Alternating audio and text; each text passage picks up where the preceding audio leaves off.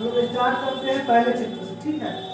जो हमारा पहला चित्र क्या है, MPO है ना, MPO, not for profit organisation, not for profit organisation, ठीक है। हिंदी में कहते हैं गैर लाभकारी संस्थान, ठीक है। जैसा कि हम लोग जानते हैं कि वो बिजनेस जो प्रॉफिट नहीं कमाता है उसको क्या बोलते हैं, नॉट फॉर प्रॉफिट ऑर्गेनाइजेशन, ठीक है। और आपसे पूछ दे कि नॉट फॉर प्रॉफिट ऑर्गेनाइजेशन किसे कहते हैं, क्या लिखेंगे, तो ऐसा ऑर्गेनाइजेशन जिसका मेन मोटिव प्रॉफिट अर्न करना नहीं है बल्कि क्या करना है, अपने मेंबर जो है, जितने भी सदस्य हैं उनकी सेवा करना है या किसी विशेष उद्देश्य के लिए है, उसको क्या बोलेंगे, not for profit organisation, not for profit organisation, ठीक है। अब है कि इसमें जो सबसे मेन क्वेश्चंस आते हैं वह है कि इसके सोर्स क्या होते हैं, इनकम के, ठीक है। इसके इनकम के सोर्स क्या होते हैं, ठीक है। इनकम के सोर्स, आय के मुख्य स्रोत, आय के मुख्य स्रोत। तो आय के मुख्य स्रोत पर ध्यान रखना है कि आय के मुख्य स्रोत में सबसे पहले क्या होता है, चंदा होता है, ठीक है, सब्सक्रिप्शन। दूसरा प्रवेश शुल्क, सबसे पहले क्या होता है, प्रवेश शुल्क। किसी भी संस्था में जब हम लोग प्रवेश करते हैं तो एडमिशन कराते समय जो हम लोग पैसा देते हैं उसको क्या बोलते हैं, प्रवेश शुल्क, ठीक है।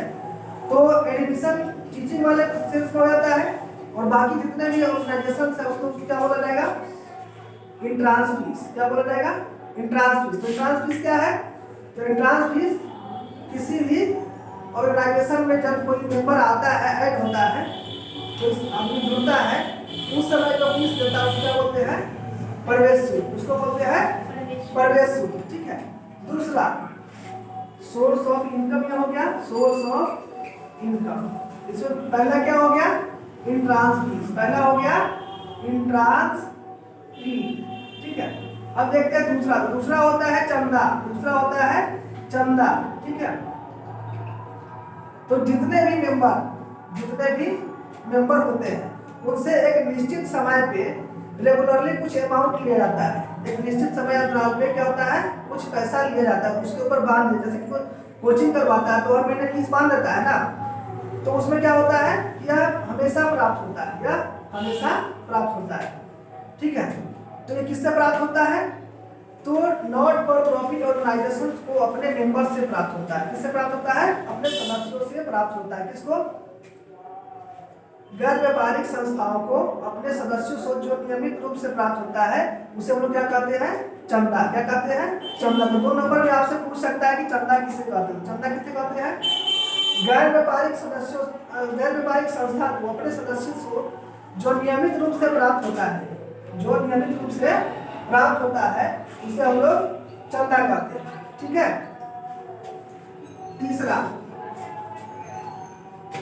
तीसरा क्या होगा, तो तीसरा होता है डोनेशन, क्या होता है, डोनेशन, दान, ठीक है। दान क्या होता है, जब हमें बाहरी लोगों से कुछ पैसे मिलते हैं तो उसे हम लोग बोलते हैं दान, ठीक है। तो दान भी 2 तरह का होता है, दान कितना तरह का होता है, 2 तरह का। एक को बोलते हैं जनरल डोनेशन, सामान्य दान, ठीक है, और दूसरे को बोलते हैं स्पेशल डोनेशन, ठीक है, विशेष दान, सामान्य दान और विशेष दान। तो जब ऐसे ही कोई हमें दान मिलता है उसे क्या बोलते हैं, सामान्य दान। जैसे कि मंदिर में जाते हैं, वहाँ पे दान पेटी रखा होता है, जितना मन हो, 1 रुपया, 2 रुपया, 200, 2000, 5000, जितना भी मन हो उतना हम उसमें डाल देते हैं, तो वह क्या होता है, सामान्य दान, क्या होता है। लेकिन जब काम बता के दान दिया जाए उसको क्या बोलते हैं, विशेष दान, क्या होता है, विशेष दान। जब काम बता के हो, जैसे कि एक स्कूल है उसका बाउंड्री करवाना, उसके लिए हमने दान दिया, स्कूल के बाउंड्री के लिए हमने दान दिया, तो क्या होगा, स्पेशल डोनेशन, क्या होता है, स्पेशल डोनेशन, ठीक है, विशेष दान, ठीक है। तो जनरल डोनेशन क्या होता है, हमेशा मिलता है, और स्पेशल डोनेशन हमेशा नहीं मिलता है, ठीक है। उसके बाद अगर चौथा की हम बात करें तो वह होता है वसीयत, क्या होता है, वसीयत, ठीक है। तो जब किसी बाहरी आदमी से हमें कुछ अमाउंट मिलता है, ठीक है, और उसमें कंडीशन लगा होता है कि यह अमाउंट आपको अभी नहीं मिलेगा बल्कि उसके मरने के बाद, ठीक है, उसको क्या बोलते हैं, वसीयत। तो अगर एग्जाम में पूछ देता है तो वसीयत किसे कहते हैं, तो क्या लिखेंगे, तो वसीयत किसी मृत व्यक्ति से प्राप्त राशि होती है, ठीक है। वसीयत क्या होती है? किसी मृत व्यक्ति से प्राप्त राशि। इसका दूसरा नाम रिक्त भी होता है, ठीक है, वसीयत और रिक्त, ठीक है। अब हम अगर इसके और इसके सोर्स की बात करें, जो पांचवा सोर्स होगा वो होता है सरकार से मिला हुआ अनुदान, गवर्नमेंट ग्रांट्स, गवर्नमेंट ग्रांट्स, ठीक है, सरकारी अनुदान, सरकारी अनुदान। तो अब सरकारी अनुदान क्या होता है? जब किसी संस्था को सरकार मदद करती है, जब कोई संस्था जो है नॉट फॉर प्रॉफिट ऑर्गेनाइजेशन है, जो प्रॉफिट नहीं कमा रही है, तो उसको अपना इतना मतलब संस्था चलाने के लिए सरकार क्या करती है? हेल्प करती है। जो सरकार से हेल्प मिले उसको हम लोग क्या बोलेंगे? सरकारी अनुदान। क्या बोलेंगे? सरकारी अनुदान, ठीक है। तो इसके मुख्य रूप से इनकम के सोर्स कौन कौन है? तो चंदा, सबसे पहले प्रवेश शुल्क, दूसरा चंदा, तीसरा दान, चौथा वसीयत, पांचवा सरकारी अनुदान। ये क्या होते हैं? आय के मुख्य स्रोत, ठीक है। तो यह अलग अलग अगर पूछता है 2 नंबर में पूछेगा, एक साथ पूछ लेगा कि आय क्या स्रोत है, तो कितने 5 नंबर में हो जाएंगे, ठीक है। और सबको क्या करना है हमें? जब 5 नंबर में पूछे सबका नाम लिख करके और सब में 2-2 लाइन लिखते चलना है, ठीक है, उसको डील करते चलना है। उसके बाद अगर हम बात करें कि इसके आय के और कौन कौन से स्रोत होते हैं, आय के और कौन कौन से, ये तो मुख्य स्रोत हो गए, ये क्या हो गए? आय के मुख्य स्रोत। इसके अलावे भी कुछ स्रोत होते हैं। इसके अलावे क्या स्रोत होते हैं? जैसे छठा में बात करें तो कोई पुराना संपत्ति है, पुराना संपत्ति है, उसको सेल कर दीजिए, sale of old assets, old assets, पुराने संपत्ति को जब बेचेंगे उसको क्या बोलेंगे? Sale of old assets. इससे भी इनकम आता है। उसके बाद अगर हम बात करें सातवें की, तो घास होता है, क्या होता है? घास, sale of grass, sale of grass, ठीक है, सेल ऑफ ग्रास, घास की बिक्री, घास की बिक्री। पुराना अखबार है, पुराना अखबार है, न्यूज़पेपर, उसको भी सेल कर दिया जाता है, सेल ऑफ ओल्ड न्यूज़पेपर्स,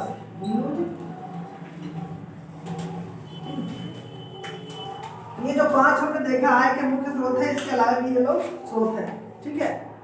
और इसके बाद ईटीसी, ठीक है, और भी कोई सोर्स हो सकते हैं। और सोर्स क्या हो सकते हैं? तो हमने जो इन्वेस्टमेंट किया है तो उस इन्वेस्टमेंट पे इंटरेस्ट मिल सकता है, ठीक है, डिविडेंड मिल सकता है। तो इस तरह के जो संस्था है कि आय के अन्य स्रोत होते हैं।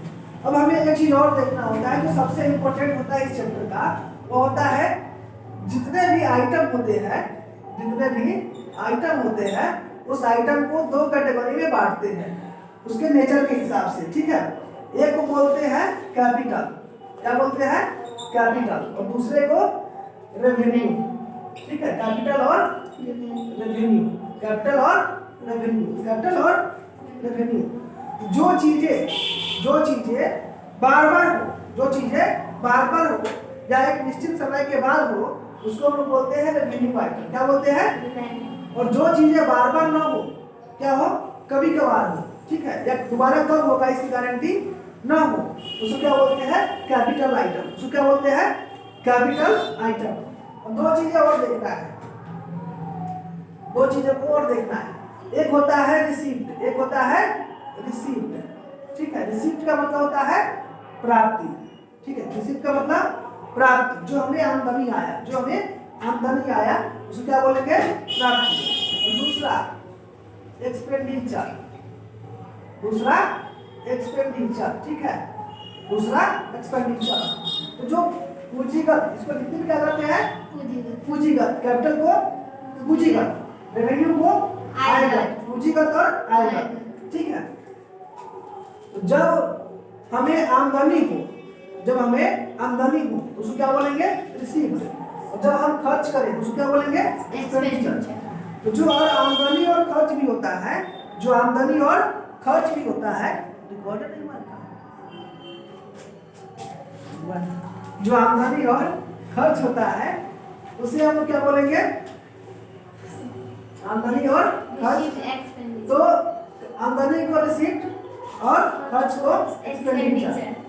तो अगर आमदनी का नेचर इस तरह का हो कि एक बार होगा, दोबारा कब होगा इसकी गारंटी नहीं है, ठीक है, दोबारा नहीं होगा, उसको बोलते हैं कैपिटल रिसीट। क्या बोलते हैं? कैपिटल। पूंजीगत प्राप्ति, पूंजीगत प्राप्ति। जब एक्सपेंडिचर ऐसा हो कि वह खर्च एक बार होता है और दोबारा कब होगा इसकी गारंटी नहीं हो, या फिर दोबारा नहीं होगा, उसको क्या बोलेंगे? Capital expenditure. कैपिटल एक्सपेंडिचर, ठीक है। जैसे कि अगर हम कोई संपत्ति खरीदते हैं तो क्या होगा? खर्च होगा। क्या होगा? खर्च होगा। लेकिन दोबारा कब खरीदा जाएगा इसकी गारंटी नहीं होता। मतलब संपत्ति क्या होता है? बार बार नहीं खरीदा। जैसे कि हमने एक मशीन खरीद लिया तो मशीन दोबारा नहीं खरीदेंगे, वह क्या होगा? Capital expenditure. कैपिटल एक्सपेंडिचर, ठीक है। जैसे कहेगा कि अगर मशीन का क्रय है, क्या लिखेंगे? पूंजीगत व्यय, ठीक है। इसी तरह से अगर मशीन को बेच दिया दोबारा नहीं मिलेगा तो क्या होगा? कैपिटल रिसीट, पूंजीगत आय, ठीक है। और रेवेन्यू वाला भी दो तरह का होता है, एक होता है रिसीट, एक होता है रिसीट, दूसरा एक्सपेंडिचर, ठीक है, एक्सपेंडिचर। अब हमें क्या देखना है? रिसीट का मतलब आमदनी, एक्सपेंडिचर का मतलब खर्च। जो खर्चे एक बार हो वह कैपिटल एक्सपेंडिचर, और जो खर्चे बार बार हो रेवेन्यू एक्सपेंडिचर।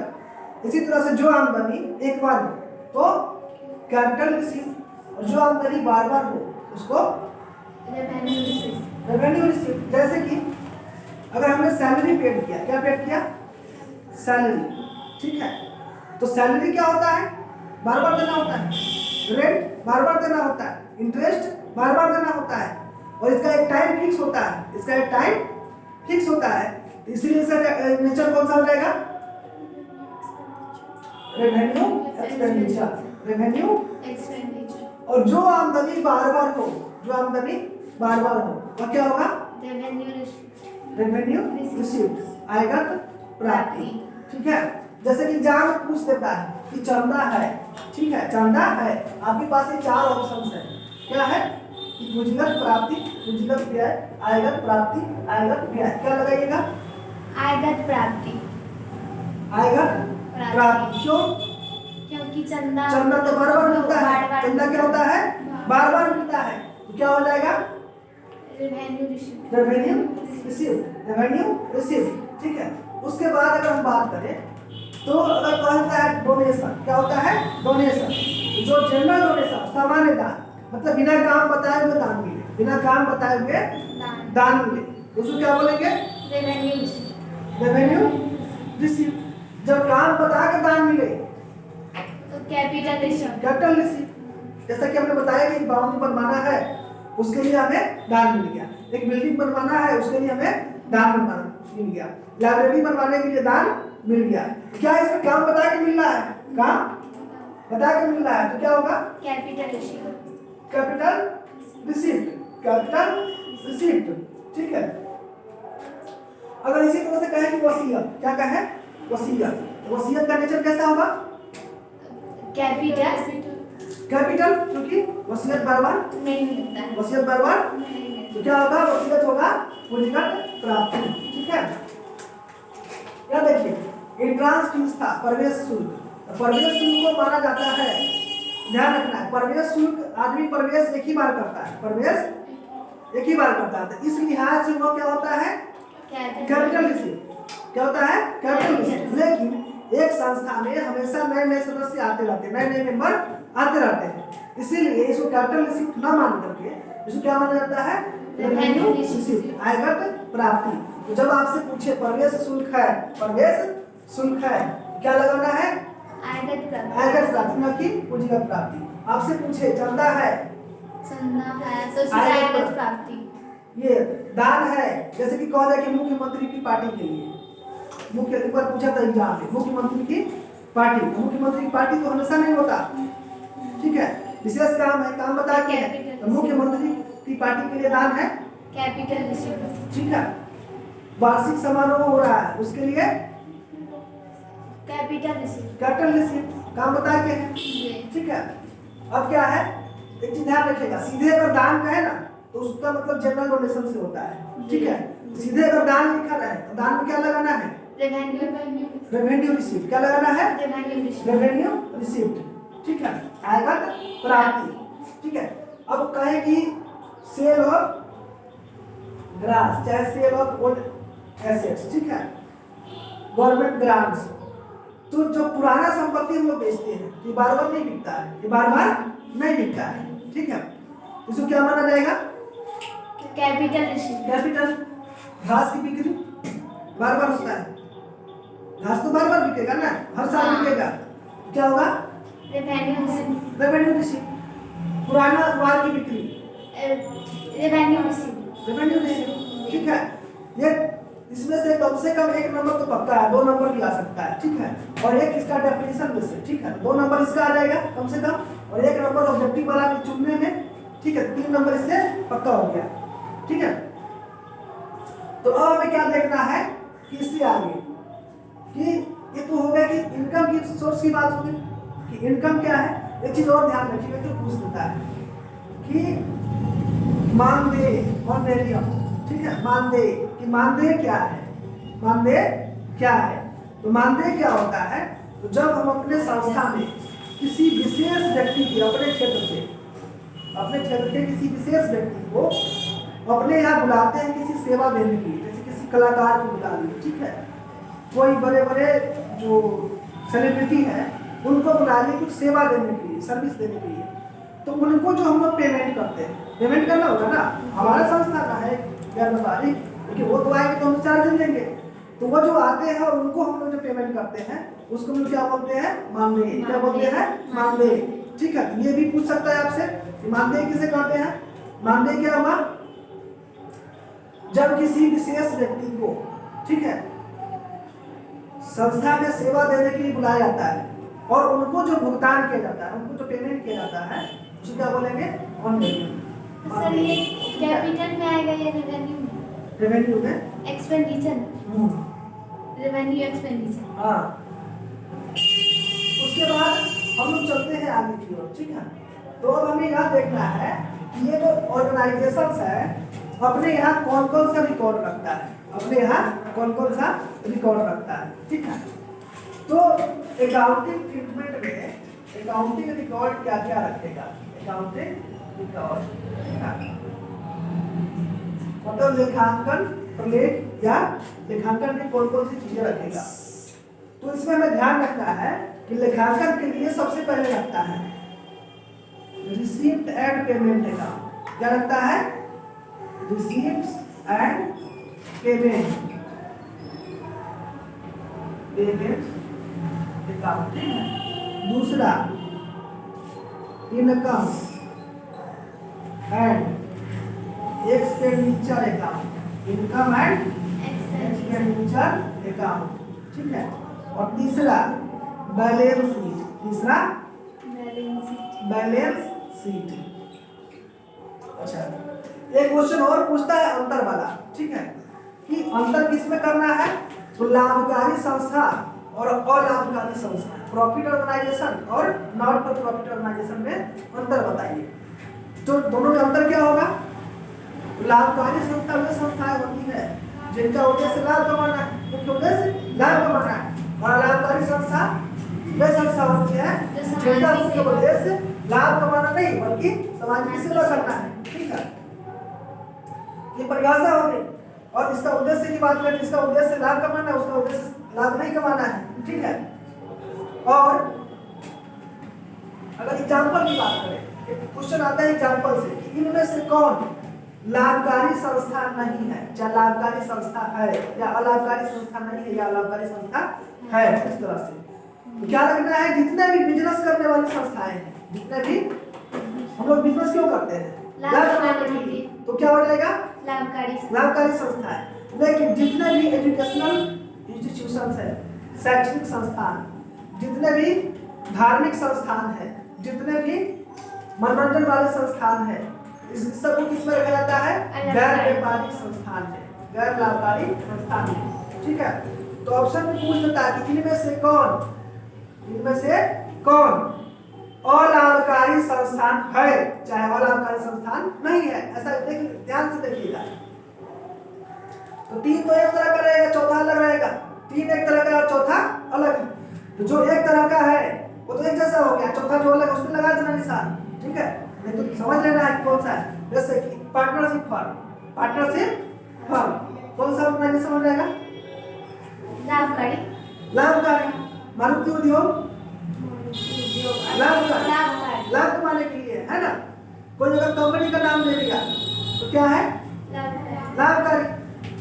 और लाभकारी में कौन? स्कूल, कॉलेज, क्लब है ना, cinema hall, cricket board, kabaddi board, आपका जो बिहार स्कूल एग्जामिनेशन बोर्ड है या सीबीएसई बोर्ड है, ये सब किसमें आ जाएगा? और लाभकारी में। ठीक है, हाँ सिनेमा हॉल भी। ठीक है, ये सब किसमें आएंगे? अलाभकारी संस्थान में, अलाभकारी संस्थान में। अब हमें ध्यान रखना है कि अंतर में ये हो गया। ठीक है, अब जो लाभकारी संस्थान है वह अपना प्रॉफिट लॉस जानना चाहता है। वह क्या जानना चाहता है? Profit loss. ठीक है, तो वह यह ना बना के वह इसके बदले में क्या बनाएगा? वह इसके बदले में क्या बनाएगा? यह अंतिम खाते के रूप में क्या क्या बनाता है? Receipt of payment account, income expenditure, balance sheet, अंतिम खाते के रूप में। ठीक है, ये क्या है? फाइनल अकाउंट के रूप में बनता है। किस रूप में? फाइनल अकाउंट के रूप में। इसके अलावा ये लोग कुछ और रिकॉर्ड रखते हैं, जैसे कि हम लोग अकाउंटिंग रिकॉर्ड की बात की है, तो ये लोग रखते हैं कि हमारे यहाँ जो चंदा देने वाले हैं तो उनका नाम, उसको बोलते हैं सदस्य रजिस्टर। क्या बोलते हैं? सदस्य रजिस्टर। ठीक है, उसके बाद कैश बुक रखता है। क्या लगता है? Cash book. ठीक है, उसके बाद कितना आया कितना गया इस सब का हिसाब रखने के लिए, और जरूरत के हिसाब से और भी। ये तीनों रखता ही है और ये सभी रखता है। कौन? अलाभकारी संस्थान। जब हम लाभकारी संस्थान की बात करें, यह रिसीप्ट और पेमेंट अकाउंट न बना के यह बनाता है ट्रेडिंग अकाउंट। क्या बनाता है? ट्रेडिंग अकाउंट, व्यापार खाता। कौन सा खाता? व्यापार खाता। दूसरा profit and loss account, profit and loss account, लाभ हानि खाता। तीसरा बैलेंस शीट, तीसरा बैलेंस शीट। ठीक है, ये कौन बनाया? लाभकारी संस्थान। कौन बनाया? लाभकारी संस्थान। और ये कौन बनाया? अलाभकारी संस्थान। तो अंतिम लेखन के रूप में ये रखा जाएगा, अंतिम लेखन के रूप में। एक अंतर ये भी हुआ। उसके बाद इसमें ना लाभ नहीं निकल जाता है, लाभ नहीं निकल जाता है, इसमें लाभ निकल जाता है। इसमें क्या होता है कि जो भी लाभ होगा वह बटेगा नहीं। अलाभकारी संस्थान में लाभ को बांटा नहीं जाता है, जबकि लाभकारी संस्थान में क्या होता है? लाभ को बांट दिया जाता है। किसके बीच? जितने भी मालिक होंगे। अगर एक आखिरी व्यापार है तो एक ही आदमी का हो जाएगा, पार्टनरशिप है जितने पार्टनर सब में, और कंपनी है तो जितने भी शेयर होल्डर्स हैं उनके बीच में लाभ बढ़ जाएगा। ठीक है, उसके बाद हमें देखना है ये तो अंदर हो गए। ठीक है,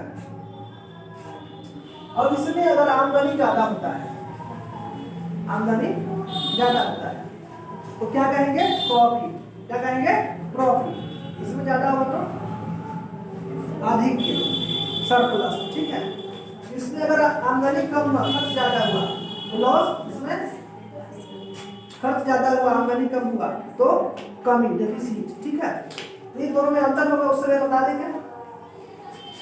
तो अब हम लोग बात करते हैं। ठीक है, एक चीज और ध्यान रखना है कि इसमें ना पूंजी होता है। लाभकारी संस्था में पूंजी होता है, इसमें पूंजी निधि होता है। पूंजी और पूंजी निधि, कैपिटल और कैपिटल फंड, कैपिटल और कैपिटल फंड। ठीक है, तो अब अगला क्वेश्चन हमसे पूछता है कि रिसीप्ट और पेमेंट अकाउंट क्या है? प्राप्ति और भुगतान खाता किसे कहते हैं? प्राप्ति और भुगतान खाता किसे कहते हैं? ठीक है, तो देखिए बहुत ही आसान भाषा में डेफिनेशन याद करना है, और सिर्फ डेफिनेशन याद कर लीजिए, इसका फीचर्स याद हो जाएगा, विशेषता। ठीक है, तो प्राप्ति और भुगतान खाता क्या है? तो प्राप्ति और भुगतान खाता गैर लाभकारी संस्था द्वारा बनाया जाता है। किसके द्वारा? गैर लाभकारी संस्था द्वारा। ठीक है, इसमें सिर्फ रोकड़ मदों को लिखा था, मतलब कैश वाला आइटम सिर्फ लिखते हैं, सिर्फ कैश वाला आइटम को लिखते हैं। तो कैश कौन सा अकाउंट होता है? रियल अकाउंट, इसीलिए यह अकाउंट भी क्या है? Real account. तो प्राप्ति और भुगतान खाता कौन सा खाता है? तो वास्तविक खाता है। तो अगर हम परिभाषा की बात करें इसी तरह से लिखना है। क्या लिखना है? प्राप्ति और भुगतान खाता, मतलब रिसीप्ट और पेमेंट अकाउंट क्या है? वास्तविक खाता, मतलब रियल अकाउंट। ठीक है, यह किसके द्वारा बनाया जाता है? तो गैर लाभकारी संस्था, नॉट फॉर प्रॉफिट ऑर्गेनाइजेशन के द्वारा। ठीक है, इसमें केवल रोकड़ मदों को लिखते हैं। कौन सा मद? रोकड़, सिर्फ कैश आइटम। ठीक है, इसमें उधार बाकी को नहीं लिखा जाता है। ठीक है, उधार बाकी को नहीं लिखा जाता है। ठीक है, और इसमें हमेशा ही डेबिट शेष होता है। कौन सा शेष होता है? डेबिट शेष, मतलब डेबिट वाला ज्यादा होगा, रिसीप्ट वाला साइड ज्यादा होता है, रिसीप्ट वाला साइड ज्यादा होता है और पेमेंट वाला साइड कम होता है, क्योंकि इसमें कैश का हिसाब हो रहा है और हम उतना ही कैश किसी को दे सकते हैं जितना मेरे पास हो, जितना मेरे पास हो। मेरे पास क्या होगा?